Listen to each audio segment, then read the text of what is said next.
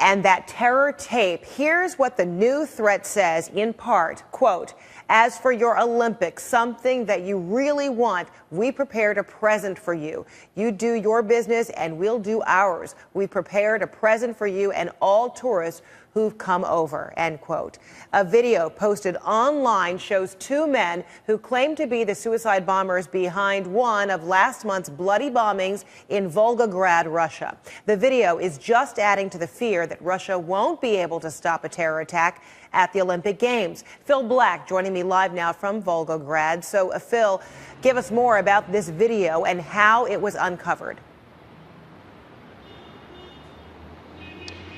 Fred, so this video shows two men who claim credit for those bombings here in Volgograd just a few weeks ago that killed 34 people on the 29th and 30th of December. But more than that, as you've touched on, they promise there is still more to come. In that very ominous language, they say they have a present prepared for Russians, for tourists traveling to Sochi for the Winter Olympics there. They say that they have prepared this in response, in revenge for all the blood of innocent Muslims they say has been spilt across the world. And they say they have a list of people who are involved in this, who are prepared to help them, who are prepared to take part in these sort of actions. Enough, they say, for effectively an attack every day. So an ominous, first of all, taking credit for the attacks that took place here so brazenly, but also promising more to come in the Sochi Olympics, which is now just such a short time away. Fred.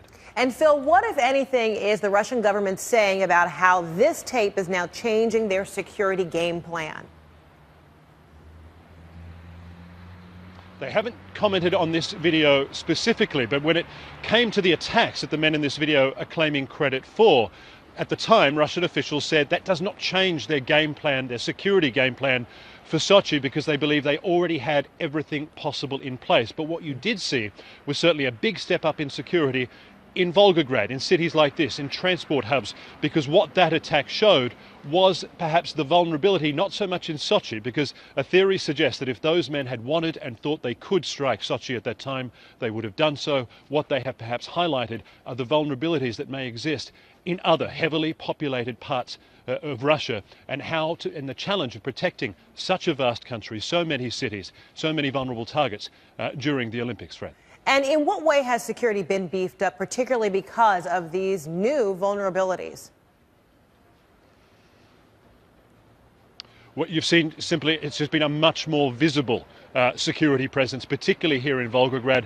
And in particular, you're going to see a lot of that tomorrow, because the Olympic flame arrives in Volgograd just a few weeks after those terror attacks here, which, as I say, killed 34 people.